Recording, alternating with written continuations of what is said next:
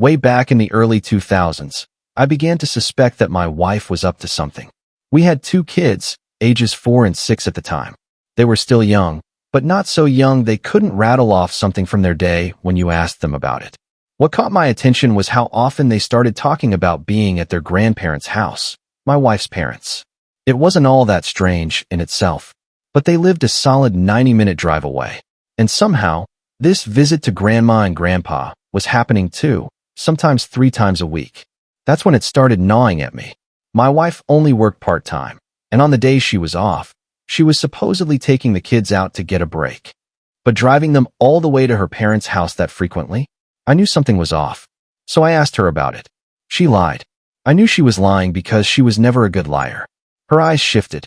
She got defensive. She turned questions back on me, like I was the crazy one. Why don't you trust me? That kind of garbage. So I waited. I started tracking the mileage on her car. Nothing fancy, no GPS, just good old pen and paper. Every night after she got home and fell asleep, I'd sneak out to the garage and jot down the odometer reading.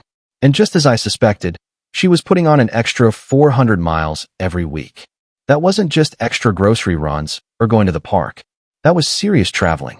I knew some shit was going on. Then, one morning, I got the break I needed. I sat down at the computer to check something and saw a yellow Post-it note stuck to the side of the monitor. On it was scribbled her AOL email password. It was like the universe itself wanted me to find it.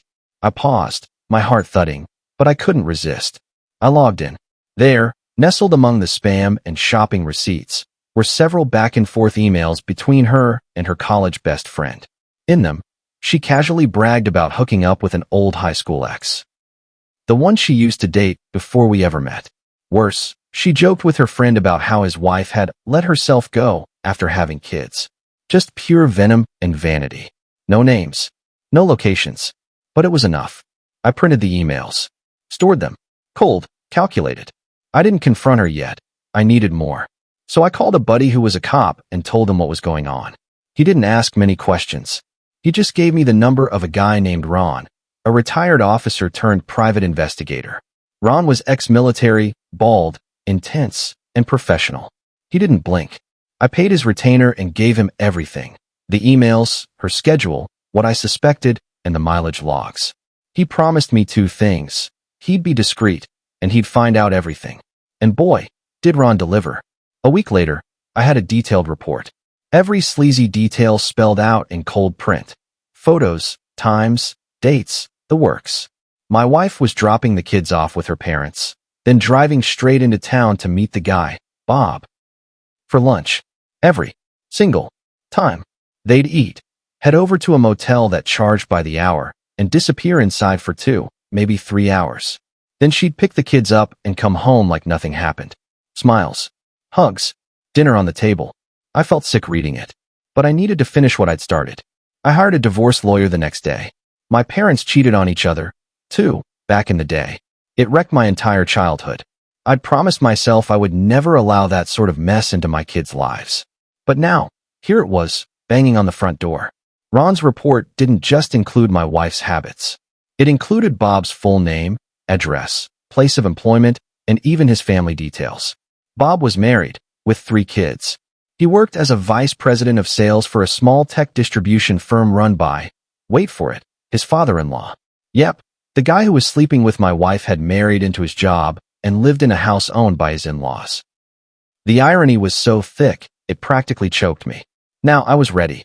I had my lawyer draw up the divorce papers and gave Ron one final task. I asked him to make 3 more copies of the report. Then I waited for the perfect moment. On a chilly Thursday morning, while my wife was at her job, I had the papers delivered right to her workplace. Served. No warning, no yelling matches, no drama in front of the kids. Just cold, hard paper in her hand. She called me in a panic. I didn't answer. But that wasn't the end. Ron, my ever-efficient PI, met Bob's wife that same afternoon. He knocked on her door, introduced himself professionally, and handed her the full report. Everything. Photos. Times. Places. The works. She had no idea. According to Ron, she broke down on the spot. Cried right there on the porch.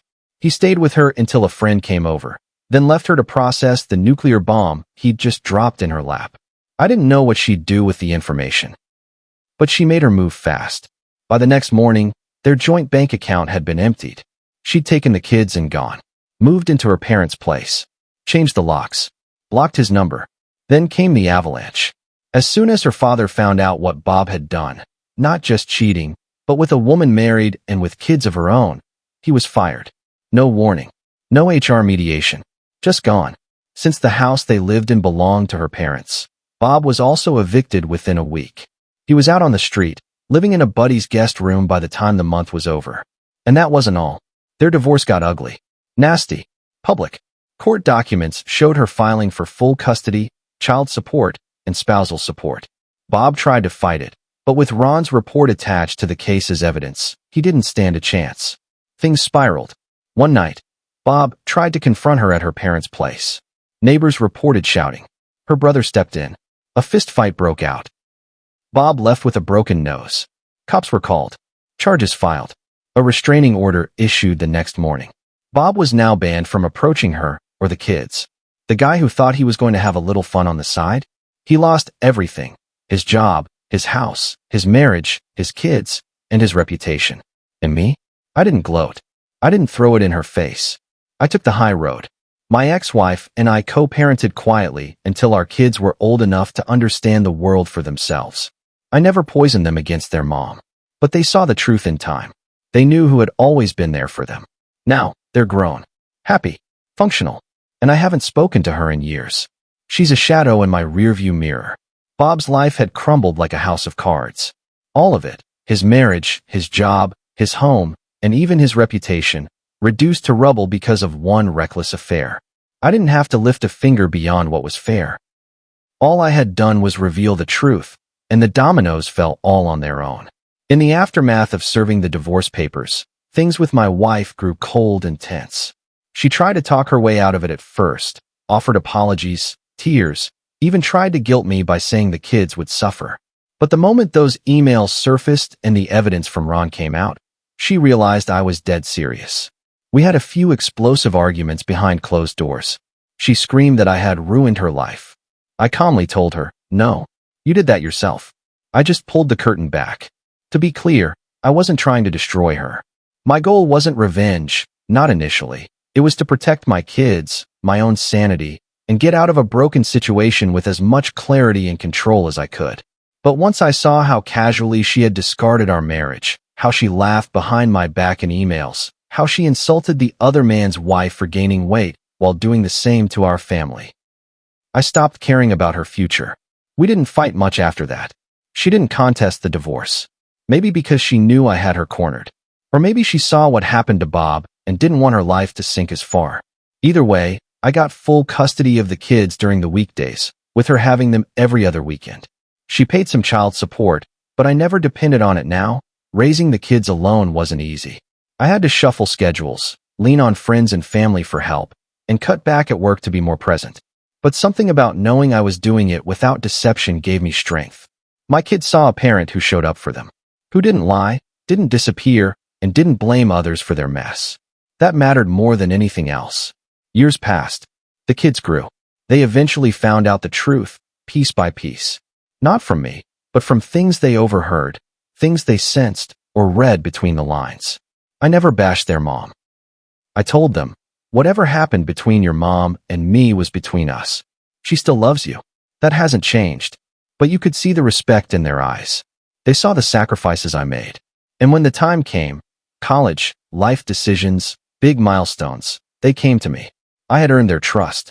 Every now and then, I'd hear through the grapevine about Bob. Nothing solid. Just rumors. That he worked odd jobs. That he was couch surfing for a while. That he tried to reconcile with his kids, but they wanted nothing to do with him. He'd burned too many bridges. His ex-wife, though she thrived, took over her dad's business, expanded it, even won a few regional entrepreneur awards. She seemed like someone who had walked through hell and come out forged by fire. I ran into her once, years later, at a fundraiser. We locked eyes, exchanged nods, silent recognition between two people who survived the same storm. As for my ex-wife, she remarried a few years after our divorce. A quiet guy, seemed decent enough. They moved 2 towns over. Our communication was civil, formal, strictly about the kids. Once they moved out and built lives of their own, she and I stopped talking altogether. I don't miss her. Not really. But I don't wish her harm either. I just moved on. People often ask me if I ever confronted Bob directly. The answer is no. I didn't have to. Life did that for me. Every time I see my kids doing well, every time I wake up with peace in my home, I know I made the right call. There's power in silence, in patience, in letting the truth work on its own timeline. Some people fight back with fire. I chose to let the flames burn themselves out, and in the ashes, I rebuilt my life from scratch. Would I do it all again the same way? Yes, because I didn't just survive betrayal. I turned it into a clean slate. A chance to raise my kids with dignity, rebuild my life with clarity, and walk away knowing I kept my soul intact while others lost theirs. After the dust had settled, I found myself in a new chapter of life. The divorce went through smoothly thanks to the meticulous documentation Ron had provided. There wasn't much of a legal battle, because my ex-wife knew she had no leverage. She tried to negotiate some terms, attempted the crocodile tears, and even played the for the kids card, but I didn't flinch. I wasn't cruel about it. I just didn't let her rewrite the reality she had created. We shared custody, but I made sure to keep the boundaries crystal clear. I didn't want bitterness to poison our children. I wasn't going to speak ill of their mother to them. They'd grow up and figure things out for themselves. I took time off work, used up all the vacation I'd saved over the years, and spent those first few months recentering myself. I bought a small cabin in the mountains for weekend trips. Just me, the kids, and fresh air. No internet, no phones, just space to think. Slowly, life started to feel manageable again. About 6 months later, I got a random email from an address I didn't recognize. The subject line simply read, "Thank you." It was from Bob's now ex-wife. She didn't go into too much detail, just said she was doing well, had moved with the kids to another city, was in therapy, and felt stronger than she had in years. She thanked me for having the courage to let her know the truth, no matter how painful it was. She said it gave her a second chance. That one message made all the mess feel slightly more meaningful. 2 lives broken by betrayal, but at least now, moving forward with clarity. Bob, on the other hand, the last I heard, he bounced from one job to another. He was working at a car dealership under a fake last name, and word was, he'd been arrested again for some kind of domestic disturbance with a new girlfriend. The man never learned. I can only imagine how different things might have been if he'd taken responsibility, or even just let things go. But no. His downfall was of his own making, and I never lifted a finger. Years passed. I eventually met someone new. A woman who'd been through her own kind of heartbreak and came out stronger. We didn't rush into anything. We took our time, careful, respectful, and deeply aware of the pain we'd both endured. She didn't try to fill some void. She built something new with me. Our kids, mine and hers, became friends. We blended our families slowly, and honestly, it was better than I could have hoped for. I remember one evening, sitting around a backyard fire pit, her kids and mine roasting marshmallows, laughing. For the first time in years, I felt peace. Like real peace. Not the kind you fake when you're trying to act like everything's okay. The kind that fills your lungs when you take a deep breath and realize you made it. My ex-wife still tried to provoke me from time to time, small things. Passive-aggressive comments at drop-offs, unnecessary jabs about how I was too cold or too distant. But I didn't bite. I never gave her the satisfaction of a response. The truth is, she couldn't hurt me anymore. Because I had already watched her burn her own life down. I didn't have to throw a single match. I just stepped back and let gravity do the rest. That's the funny thing about revenge. People always imagine it as some grand, dramatic act. Loud, fiery, full of confrontation. But the most satisfying revenge? It's silence. It's dignity. It's choosing to rise while they crumble under the weight of their own lies. She tried to cheat her way to happiness. But karma doesn't take shortcuts. And I built something better, slower, and stronger, with truth, patience, and boundaries. Years later, at our son's college graduation, we were all there. Me, my wife, our blended family, and of course my ex. She came alone. Tried to make small talk. I was polite, but brief. She left early. And as I watched my son walk across that stage, smile wide, arms raised in victory, I knew I'd done the right thing. Not just by him, but by myself. I didn't burn her life down. She did that on her own. I just made sure I wasn't standing too close when the fire started. A few years passed after the graduation, and life kept moving forward. Calm, steady, fulfilling. One afternoon, I was sitting in the living room with a cup of coffee, the late sunlight filtering through the blinds. My wife was laughing with my daughter in the kitchen, and I heard the faint hum of life happening around me. That's when a message popped up on my phone from an unknown number. I was wrong. I'm sorry. It was from her, my ex-wife. After all this time, I stared at the screen for a long moment. Not angry, not bitter, just still. I didn't reply. What was there to say? Closure? Forgiveness? That had happened years ago, not with words, but with actions. I had forgiven myself for staying too long, for trusting too hard, for believing in someone who never deserved it. I didn't need her apology now. It came far too late, and not for the right reasons. Not out of true remorse, but out of loneliness, regret, and I was no longer the man who needed anything from her. Later that evening, I told my wife about the message. She smiled, placed her hand on mine, and simply said, "You don't owe anyone anything." And she was right.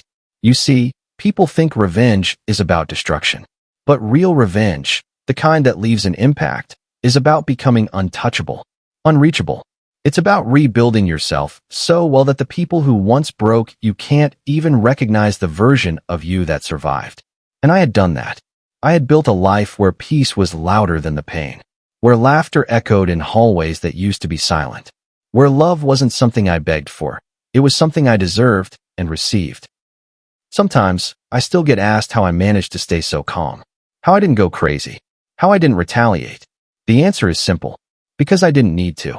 She destroyed herself when she betrayed me. Bob destroyed himself when he chose deceit. And I chose clarity.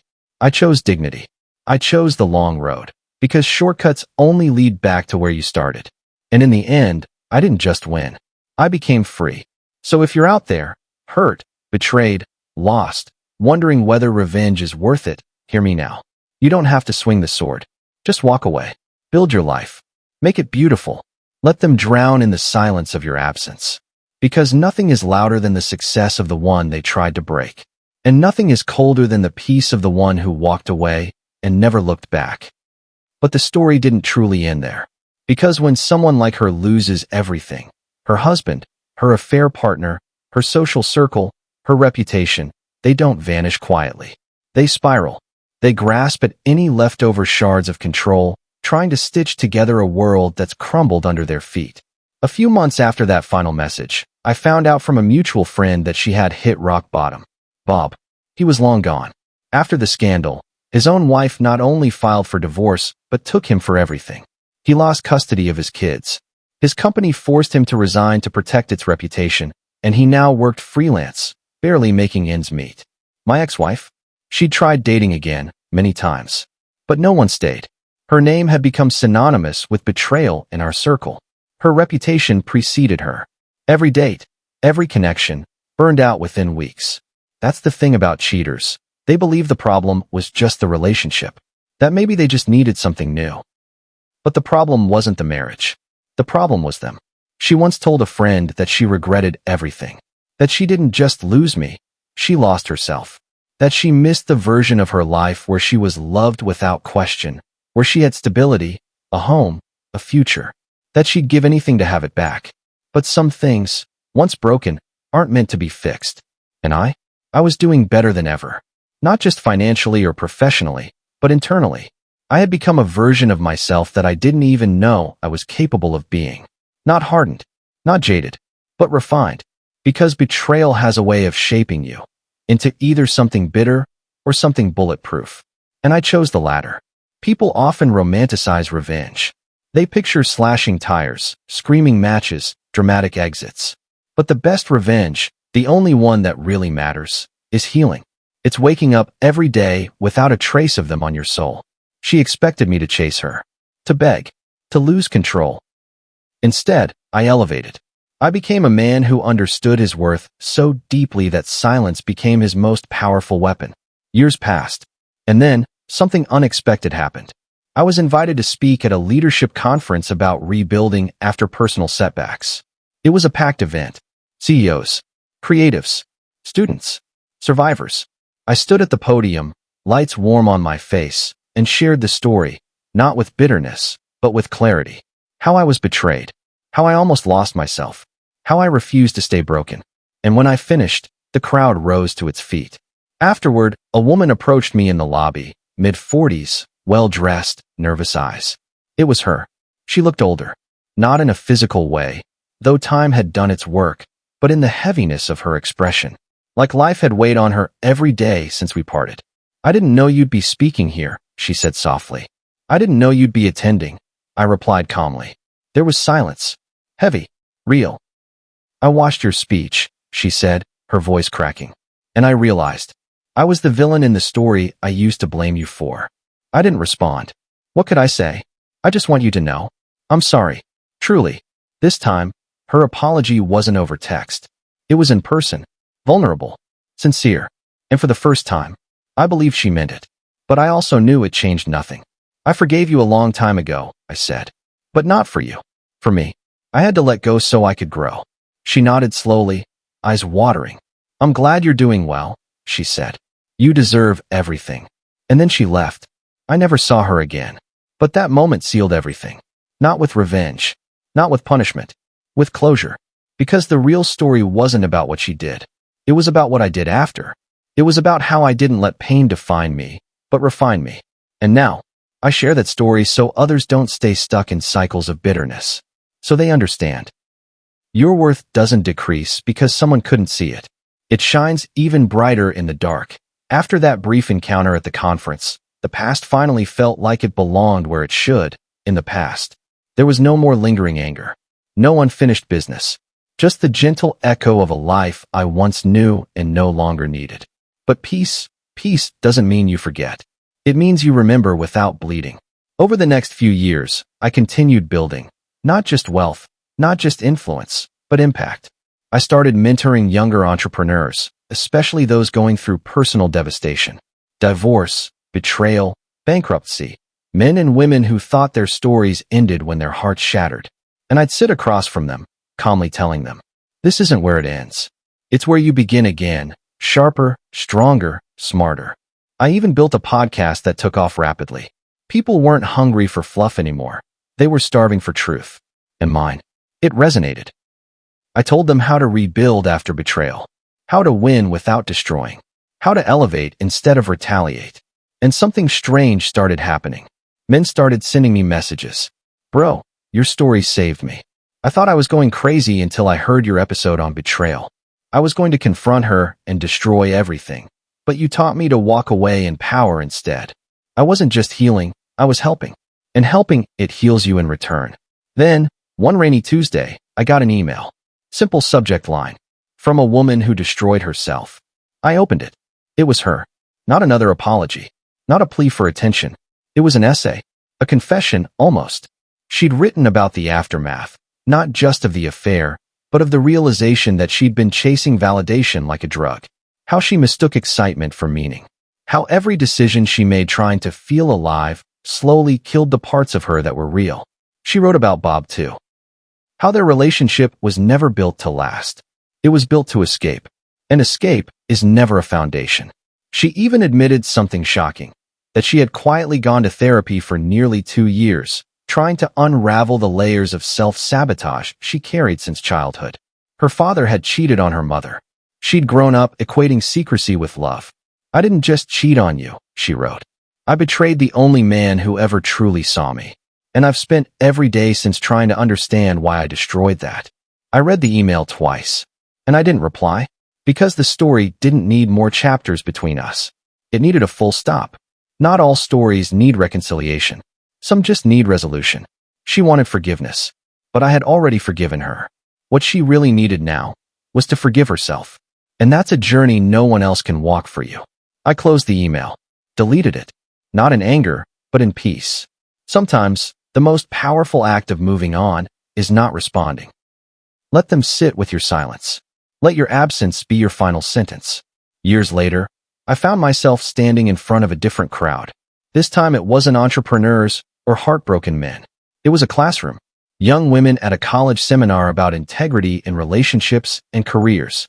I was invited to speak by one of my mints, now a professor, who had gone through her own betrayal and rebuilt. One of the students raised her hand. "How do you trust again after betrayal?" she asked. "Like, how do you open your heart without fear?" I paused. Then I said, "You don't wait until you're fearless. You move forward despite fear, but with boundaries. You trust yourself to see red flags. You trust your gut when it whispers, not just when it screams. And you understand that being hurt once doesn't mean you're broken. It means you're human." They nodded. One girl started crying. That moment, it was everything. Because that's the thing about pain. If you transform it, it doesn't just heal you. It heals others too. And in that classroom, surrounded by young minds and open hearts, I realized the revenge story wasn't really about destruction. It was about resurrection, the death of an old version of me, and the birth of something unshakable, unapologetic, untouchable. That I walked out of that seminar thinking about something strange. How pain, given enough space and reflection, becomes fuel. For every moment I was broken, every night I laid awake wondering why she cheated, every conversation with my lawyer, every coded file I left behind, I had no idea I'd one day be a mirror for someone else's comeback story. I wasn't just the success story anymore. I was the proof, the evidence, the warning. A few weeks after the seminar, something strange happened. I got an anonymous email, no subject line, just a link. At first, I thought it was spam, but curiosity got the better of me. The link led to a private forum. Encrypted. Hidden. But it had one post, my old file. The one I left behind. The same PDF with all the PI documentation, the motel receipts, the court findings, even the images Ron had taken. Someone had uploaded it. I stared at the screen. My chest tightened. The metadata was still intact, last edited by me. But someone else had accessed it, re-uploaded it, and now, people were commenting. Not trolling or mocking, but thanking. There were messages like, "Reading this gave me the courage to confront my husband. I always thought revenge made you bitter.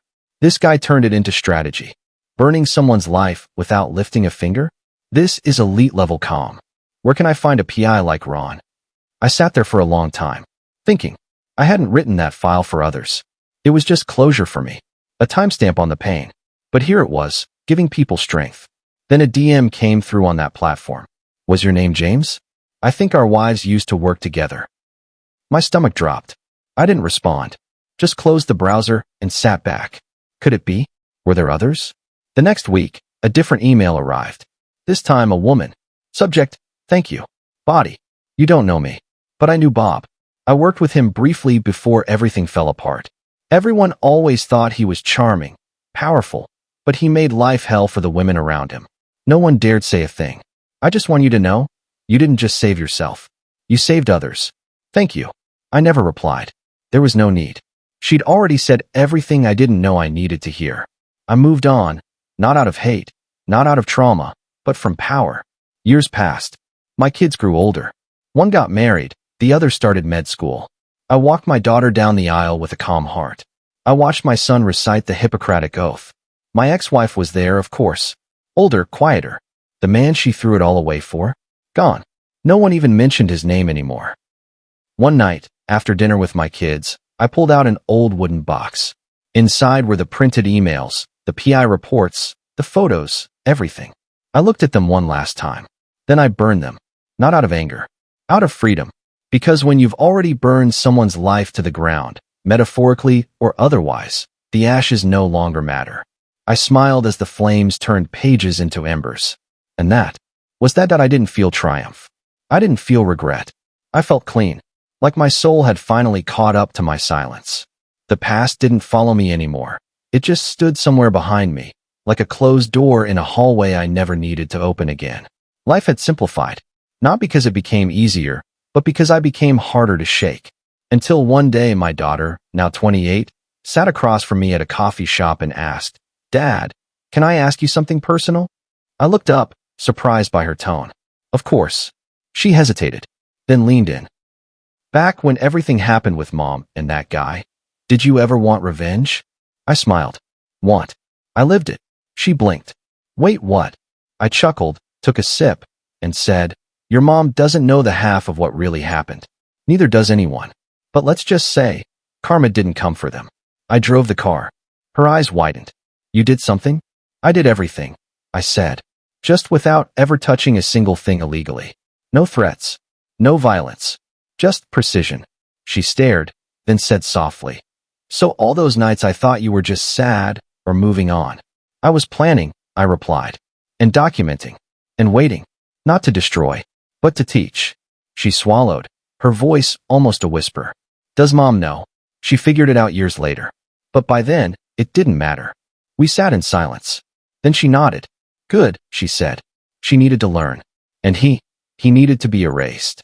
I laughed. You're more like me than I thought. She smirked. I know. I always knew you weren't broken back then. Just cold and focused. She got up and kissed my forehead. Thanks, Dad. Not just for surviving, but for never becoming the monster they were. And then she left. That moment stuck with me more than any file, court document, or financial victory. Because that's what revenge truly is. Not a war you wage against someone, but a lesson you leave behind, in silence, in strength, and sometimes in your daughter's eyes. I thought that would be the final chapter, until the letter came. A real one. Handwritten. No return address. Inside, a short note. You thought it ended with me? It didn't. You started a chain reaction. I hope you're ready for what's coming. There was no signature. Just a name scribbled on the bottom corner. Ron. My old PI. But it wasn't his handwriting. And that terrified me. Because only 2 people had that file. Me and him. And Ron disappeared 3 years ago. No social media. No address. Nothing. I sat with that letter in my hand, cold creeping into my fingers like ice. The chain reaction. Had someone else used what I started? Had the forum spread it? I logged back in to check. The post was gone. Completely wiped. The user who uploaded it? Deleted. But a new post had replaced it. Titled, Burn Protocol, Case Number 2, Executive Infidelity and Corporate Espionage. The structure was identical to mine. Same tone. Same format. Even the folder design. I opened it. It was about a woman, CEO of a marketing firm, whose husband had cheated on her with a client. But instead of a messy divorce, she'd turned the affair into a weapon. Leaked confidential brand strategies to competitors under her husband's login, tanked his reputation, and forced a hostile buyout, all while collecting every shred of evidence. The final page? Inspired by case number 1. They were copying me. No, following me. My revenge had become a framework, a blueprint, a playbook, and people were using it. I leaned back in my chair, heart pounding. I hadn't created justice. I'd created a movement. And now, I didn't know how far it would go, because this wasn't just about betrayal anymore. It was about strategy, about control, about people realizing they didn't have to scream to be heard. They just had to document everything and wait for the right moment to pull the string. I closed the browser. Then I did something I hadn't done in years. I booked a flight. To nowhere specific. Just somewhere far from home. Because I needed to know if I was the only one. Or if I was about to be pulled into something much, much bigger than personal revenge. This wasn't the end. This was evolution. And the next move was no longer mine alone. The hotel room was quiet. Too quiet. I sat on the edge of the bed staring at my laptop screen, the glow casting shadows across the walls. I'd opened the folder again. The original one, the one I created years ago. But now, I wasn't looking at it as a record. I was looking at it like a virus. It had replicated, mutated. The burn protocol had gone global. Every new post that appeared on that hidden board followed the same model. Betrayal, planning, dismantling. Each one more brutal, more precise. They weren't just about cheaters now. There were stories of corrupt CEOs, abusive spouses, lying politicians, taken down without a single threat, without violence, all through exposure and timed collapse. It was revenge without fingerprints. I traced the digital trail back to a private channel, invite only. Somehow, my case had become Protocol 1. And now, there were dozens. They called themselves the Architects. Their slogan chilled me. We don't break the law. We just rearrange consequences. I shouldn't have gone deeper. But I did. Because one post had my name. Real name. Buried in a metadata tag in one of their encrypted uploads. Original author, JD confirmed. How the hell did they know? Only one man could have tagged it like that, Ron. Unless he wasn't gone. unless he joined them, or worse, started them. I reached for my phone, hands shaking, and called the only contact I still had in law enforcement, Maya, an old friend turned cybercrime analyst. She answered, "Jay? It's been years. Everything okay?" "No," I said. "I think I started something I can't control." 10 seconds of silence. Then, "Is this about the architects?" I froze. "You know about them? We've been tracking them for 2 years. But we can't catch them. Nothing they do is illegal. Just strategic. And terrifying." "I think I was case 1, I said. Another pause. "Then you're not safe." "What do you mean?" "They're not just copying you. They're expanding you. You're not their blueprint anymore. You're their prophet." "What?" "Your methodology was step 1. They've turned it into an ideology. A system. Some of them see you as a symbol of what justice should look like." I stared at the wall. "But I just wanted my life back." Maya's voice hardened. "You got it. And now they want theirs. Every one of them." I could barely breathe. "What do I do?" "Disappear. Go dark. Burn everything that links you to that protocol. Because once the architects decide you're not an asset anymore, you'll become a liability." I hung up without saying goodbye. Everything spun. The revenge I crafted with surgical precision had become a doctrine. And now, it had disciples.